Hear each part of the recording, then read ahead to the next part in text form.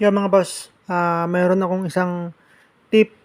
Isa lang naman 'to, isa lang itong tip kung paano i-check yung mga, electric fan ninyo na ayaw umandar. So, isang case lang ito mga boss, isang case lang sa napakaraming case ng mga electric fan na ayaw umandar.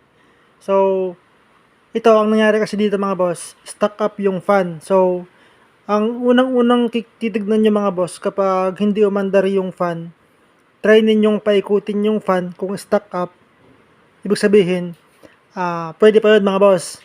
Unless na naiwan na naka-on habang stuck up siya ng matagal. So, pwedeng masira. Pero mga boss, kung halimbawang stuck up yung fan ninyo, merong ano yan, merong solusyon yan mga boss. So, lagyan nyo lang ng ito, itong shafting niya, lagyan nyo ng oil o kaya grasa mga boss. Ayan o. So, kanina stuck up ito. Tapos, lalagyan natin ng grasa sa may mga bearing niya. Pati dyan. Yun na mga boss yung pinaka-solution nun.